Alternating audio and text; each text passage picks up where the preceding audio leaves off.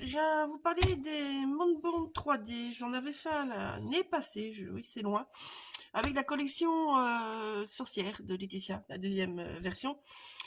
Et elle m'a demandé de vous le faire en tuto, donc voilà, je m'y colle. Je sais que c'est un petit peu tard, mais bon, voilà, vaut mieux tard que jamais. Donc en fait, je vais vous expliquer beaucoup de choses, et après je passerai en accéléré parce que ça prend un temps énorme. Donc j'ai déjà prédécoupé tous mes papiers, ça c'est déjà une chose. Donc, pour vous montrer, moi je suis partie sur ce petit moonboard. C'est lui qui fait votre base. J'ai pris un petit pour que ça soit moins long en vidéo, je vous le dis franchement, mais moi je l'avais fait avec un grand moonboard, hein, il n'y avait pas de problème, ça marchait très bien. Donc, vous allez avoir besoin de deux papiers de Brésil, dans les mêmes tons. Moi j'ai pris du jaune. Donc ici en fait, quand vous prenez votre moonboard, vous allez le mettre au milieu de votre Brésil. Et puis vous allez lui rajouter, ici je vais vous donner les mesures pour celui-là, mais vous allez lui rajouter, vu qu'il y a deux couches, vous allez lui rajouter 2 cm. Si vous voulez rajouter 3, c'est intercalaire au milieu, 3, pardon, pas gare avec mes doigts, 3, vous mettez 3 cm, et ainsi de suite. Il y a un moment, il faut arrêter le nombre de couches, hein, je vous le dis franchement, mais bon, voilà. Donc, ici, j'ai 2 cm. Là, j'ai 2 cm. Ici, j'ai 1 cm. Et là, j'ai 1 cm. Donc ici, ça vous fait en tout 3. Vous pliez à 1, vous pliez à 3. Et vous avez votre centre. Pour tout votre pourtour. Ça, c'est déjà une chose. Je vais vous mettre le schéma. Donc, vous voyez, je vous ai fait ça en schéma. J'espère que je suis bien centré, oui.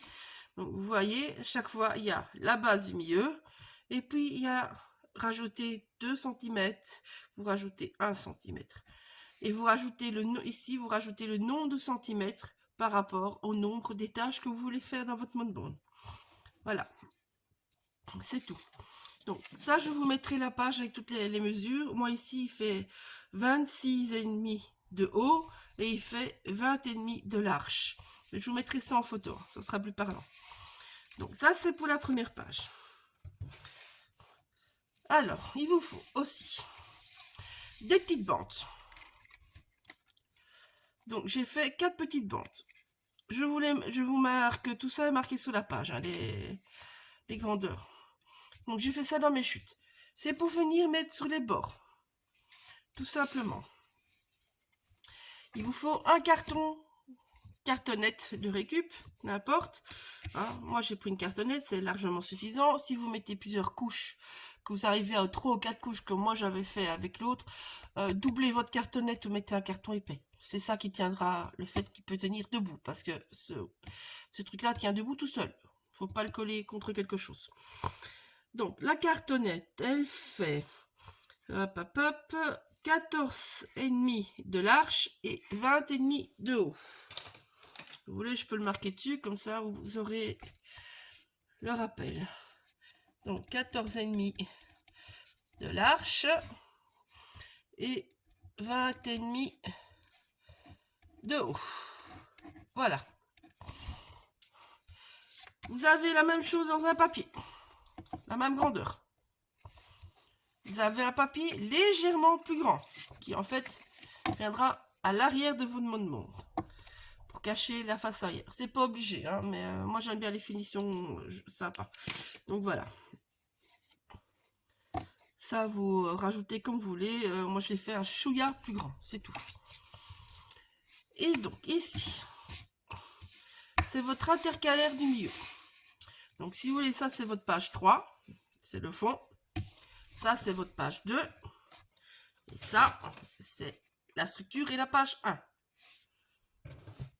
Non, ici, ben, en fait, il vous faut la largeur de votre moonboard plus 1 cm, bêtement. Voilà. Donc, ici, elle fait 16,5 et 22,5 de long. Voilà, maintenant je vais vous montrer comment le monter, mais je vous fais ça en accéléré. Voilà.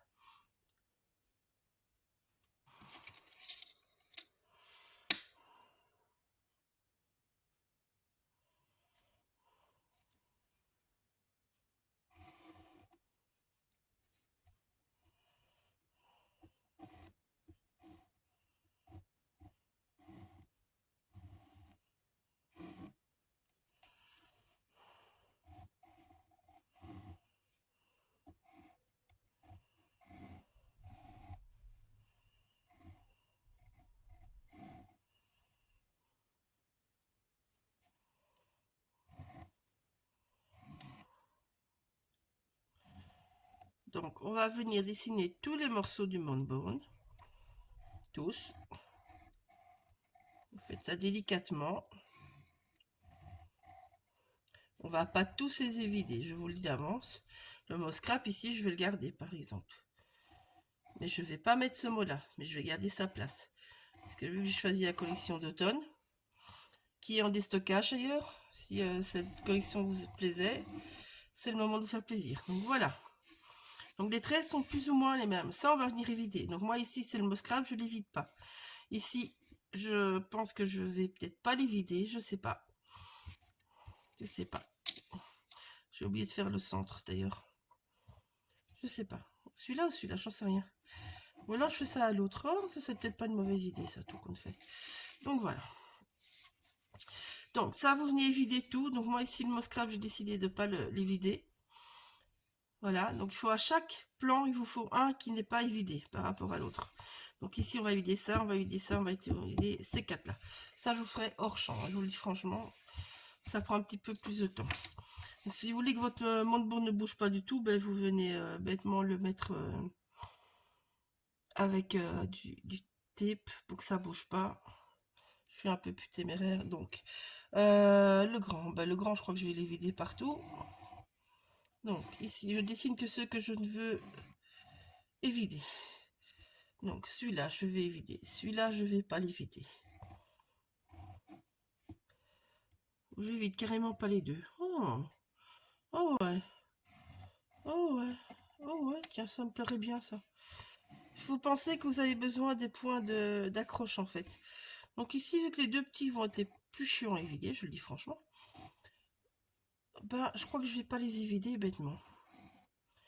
Donc, si vous comptez, j'aurai un point d'appui là, un point d'appui là, un point d'appui là. Parce que bon, sur les bords, ça va tenir, hein, mais il faut quand même avoir des points où on peut venir. C'est pas grave si c'est pas tout à fait bien net. Hop, celui-là j'ai oublié. Donc j'évite tout avec un cutter et une latte pour être le plus droit possible. Parce qu'il n'y a rien à faire, vos bandes vont bouger. Donc voilà. Donc ça j'évite. Ça j'évite, ça j'évite, ça j'évite. Et là je suis bon. Donc voilà, ça c'est tout. Alors on va reprendre celui-ci. Et là on va mesurer avant. En fait, vous allez retourner votre moldboard. Et dans vos plis, vous allez mesurer la moitié.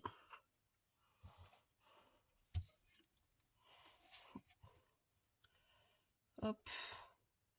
Donc je centre. On met un.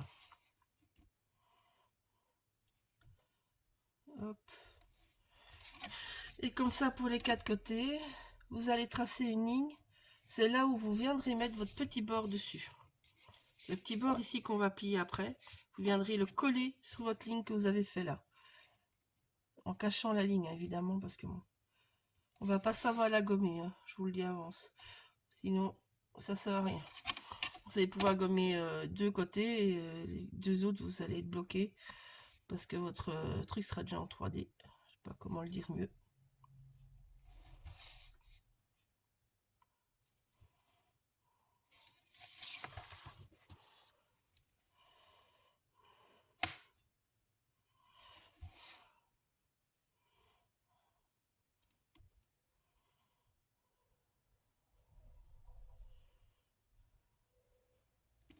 Je me suis trompée là. Oh là là là là.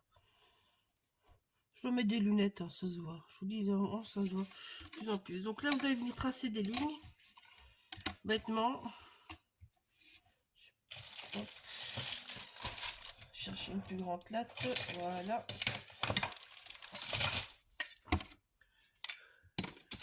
Donc vous dépassez pas sous les petits bords, ça sert à rien de dépasser. C'est des bords qu'on va remettre. Donc ici, là. Là. Vous ne marquez pas le pli, hein. C'est juste que ça va venir faire votre épaisseur. Donc, vous n'allez pas dans les petits bords.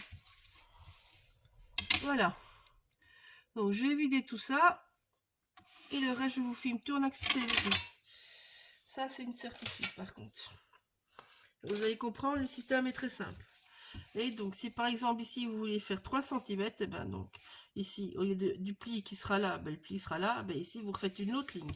Et ça, c'est votre première page, c'est votre deuxième page.